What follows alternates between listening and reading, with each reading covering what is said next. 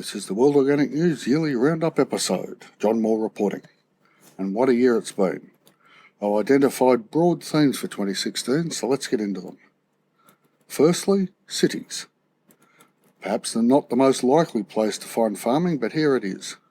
Rooftop, vertical, empty lot and balcony/terrace farming/gardening, as well as the Suburban Homesteader, all featured this year in the blog and on the podcast. Small areas intensively planted and thoughtfully custodianed can produce huge amounts of food. That people are doing this is a sign of our longing for real food. That people are doing this in cities is a sign the long, fossil fuel-based supply lines may not be as safe as we are led to believe. It is also a sign that people are looking for flavour, real flavour. An heirloom variety of tomatoes that grows well in a container on a balcony will never be capable of bulk transportation across thousands of kilometres. It will, however, have flavour to balance its inability to travel. On a more industrial scale, the Japanese plan to open a fully automated vertical farm, harvesting initially thousands of lettuce a day, before diversifying into other leafy vegetables. As I've stated elsewhere, peopleless farming doesn't sit right with me, but it is an option during famines, disaster relief and so on, when the need to feed people is greater than the need for human interaction with that food. And I just realised that argument can be extended to feeding people at any time, yet peopleless farming still doesn't sit right with me. The urban-suburban homesteading movement continues apace as more individuals and families see the benefits of growing their own. The homesteading side of this movement usually involves some sort of animals to add to the mix. This allows manure collection and increased soil health and productivity. I've seen people growing rabbits on this scale, but the usual animal is the chicken. The good thing about chooks is they will give you manure and an egg a day, whether you have a rooster or not. With a rooster comes the joy of breeding, but in some council areas, roosters also bring noise complaints. And remember kids, chickens are the gateway stock to larger animals. It is a very small step from hens to backyard goat. Another theme in 2016 is biotech. This year has seen Washington State sue Monsanto for residues in the environment, and the Australian High Court reject an appeal from Steve Marsh against the contamination of his land by a neighbour's GMO canola pollen. Mixed messages indeed.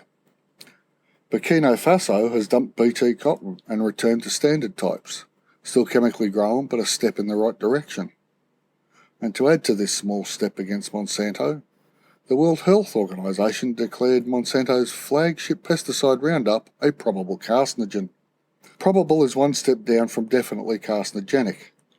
The reason why Roundup only received a probable rating is a lack of evidence. The World Health Organization will continue to collect data and review its ratings of Roundup as it does for all other declared probable carcinogens. Perhaps more troubling on this front is a merger between Bayer and Monsanto. Two enormous biotech, chemical and seed producers merging into one huge corporation. Could they use this market power for good, or does that word not enter into the economic considerations? The point of corporations is simply profit. Sad but true. Individuals in positions of power within corporations may consider things other than profit, but people come and people go.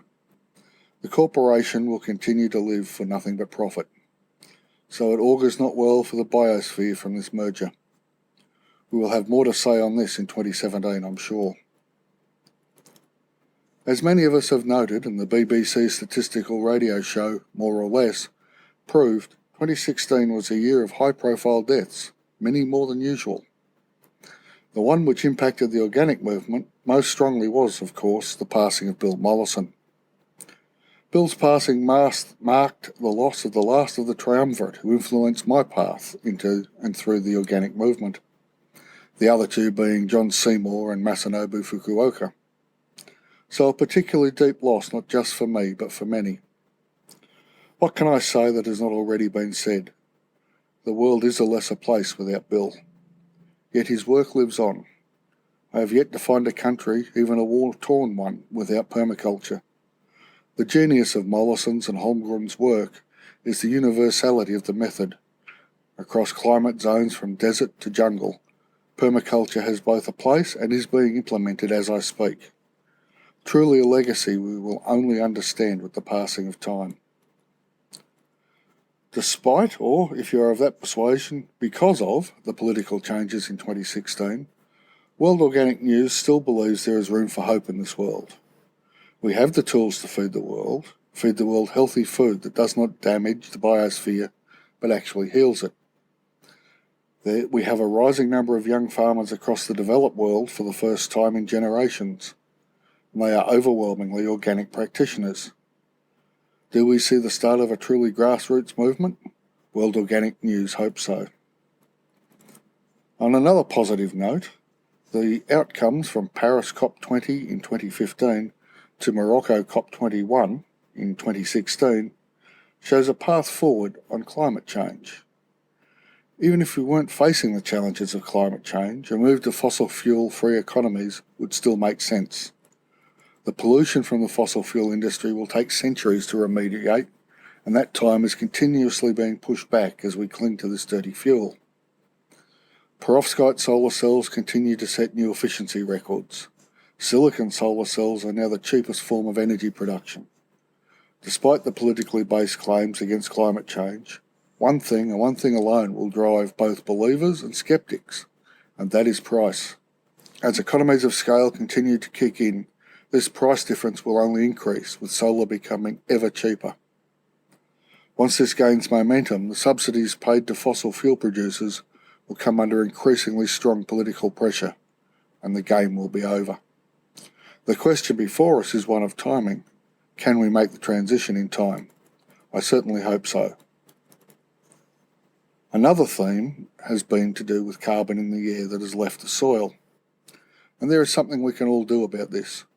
The organisation Kiss the Ground, there's a link in the transcript, has a great series of videos explaining how, since about World War II, carbon has been liberated from the soil and dispersed to the atmosphere. More importantly, the video explains how to move the carbon back to the soil. And this is what organic methods can and will do. Surely this is hope enough to take us into 2017 with heads held high, ready to face the effects of our species' actions and to do something positive about it. I'll be back on the 9th of January 2017 with a return to the weekly roundup of news, ideas and methods from the organic world. And I believe as a podcaster I'm contractually required to mention that I have a new microphone and hopefully the sound quality is improved. Let me know if you think so. If you've liked what you've heard, please tell everyone you know any way you can. I'd also really appreciate a review on iTunes or the podcatcher of your choice.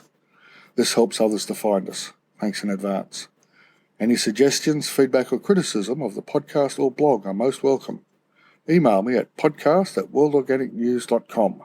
Thanks for listening, and I'll be back on the 9th of January.